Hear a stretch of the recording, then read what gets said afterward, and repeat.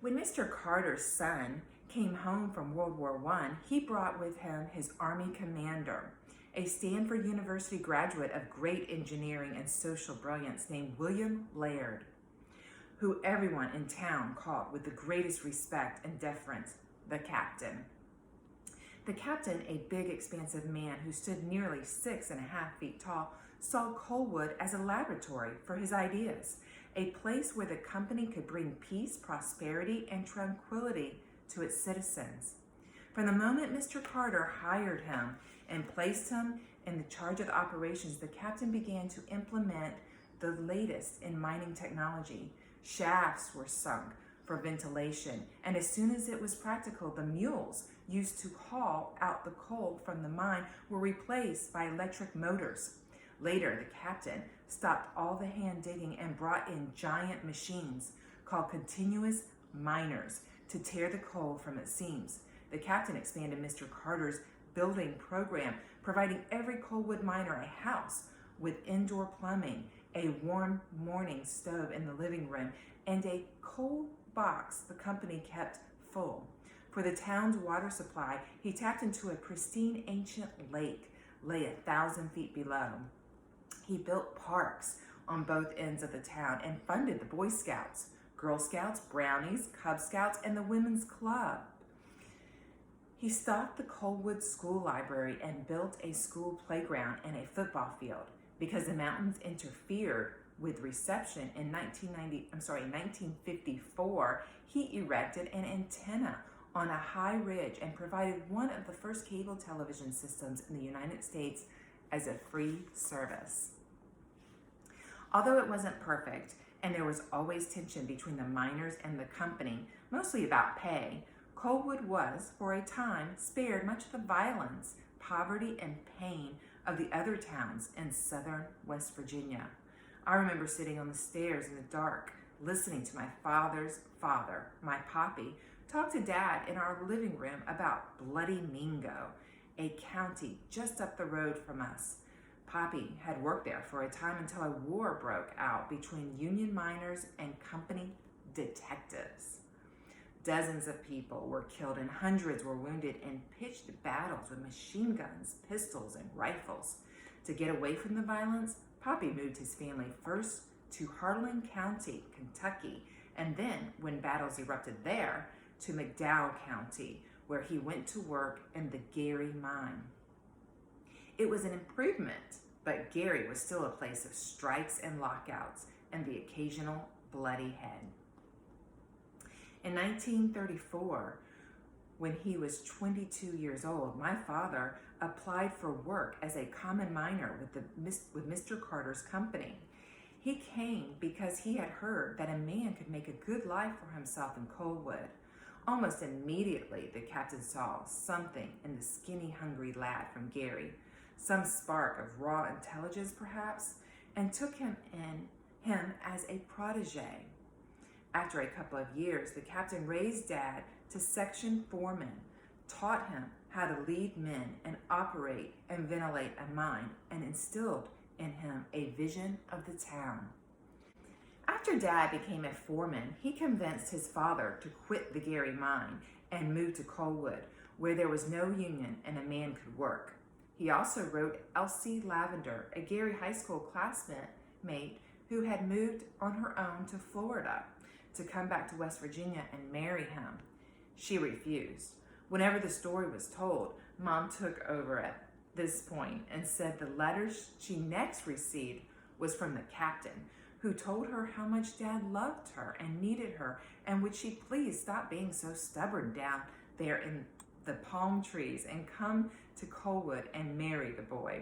She agreed to come to Coldwood to visit, and one night at the movies in Welch, when Dad asked her to marry him again, she said if he had a brown mule chewing tobacco wrapper in his pocket, she'd do it. He had one, and she said yes. It was a decision that I believed she often regretted, but still would not have changed. Papi worked in the Coldwood mine until 1943, when a runaway mine car cut off both his legs at the hip. He spent the rest of his life in a chair.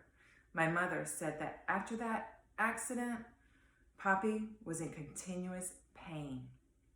To take his mind off it, he read nearly every book in the county library in Welch.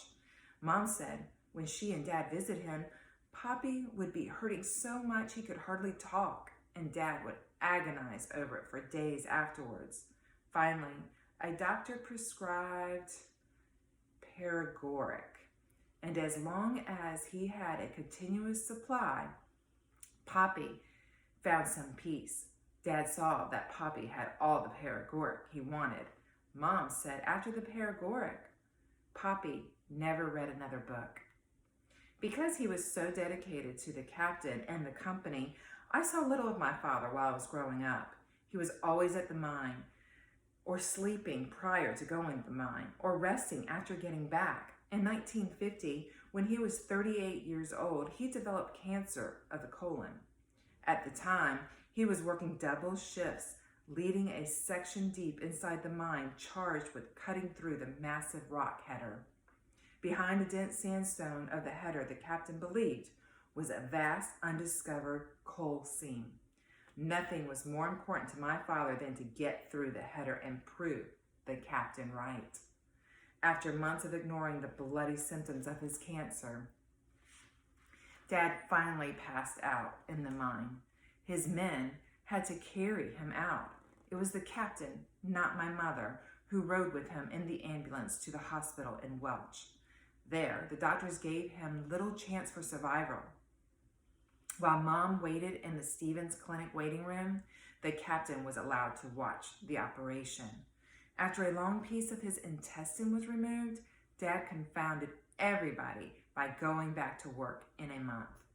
Another month later, drenched in rock dust and sweat, his section punched through the header into the softest, blackest, purest coal anyone had ever seen. There was no celebration. Dad came home, showered and scrubbed himself clean, and went to bed for 2 days. Then he got up and went back to work again. There were at least a few times the family was all together. When I was little, Saturday nights were reserved for us to journey over to the county seat of Welch, 7 miles in a mountain away from Coldwood. Welch was a bustling little commercial town set down by the Tug-Fort River. Its tilted streets filled with throngs of miners and their families come to shop. Women went from store to store with children in their arms or hanging from their hands, while their men, often still in mine coveralls and helmets, lagged behind to talk about mining and high school football with their fellows. While Mom and Dad visited the stores, Jim and I were deposited at the Pocahontas Theater to watch cowboy movies and adventure serials with hundreds of other miners' kids. Jim would never talk to any of the others, but I always did, finding out where the boy or girl who sat next to me was from. It always seemed exciting to me when I met somebody from exotic places like Keystone or Yeager, mining towns on the other side of the county. By the time I had visited and then watched a serial and a double feature and then been retrieved by my parents to walk around Welch to finish up Mom's shopping, I was exhausted. I almost always fell sound asleep on the ride home in the back seat of the car. When we got back to Colewood, Dad would lift me over his shoulder and carry me to bed. Sometimes, even when I wasn't asleep, I pretended to be, just to know his touch.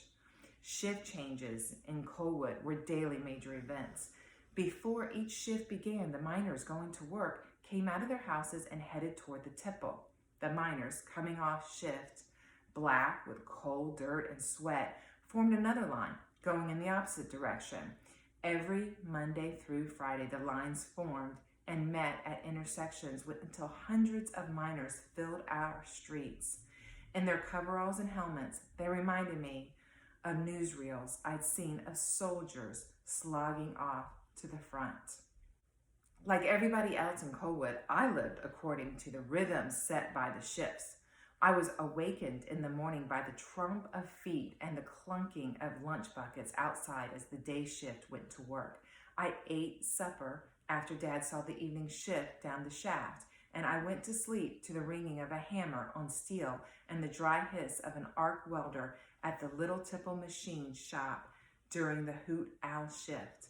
Sometimes, when we boys were still in grade school and tired of playing in the mountains, or dodgeball by the old garages, or straight base in the tiny clearing behind my house, we would pretend to be miners ourselves and join the men in their trek to the tipple. We stood apart in a knot and watched them strap on their lamps and gather their tools, and then a bell would ring, a warning to get in the cage. After they were swallowed by the earth, everything became eerily quiet. It was an unsettling moment, and we boys were always glad to get back to our games, yelling and brawling a little louder than necessary to shatter the spell cast on us by the tipple. Okay, I want you to take note of figurative language. After they were swallowed by the earth, everything became eerily quiet.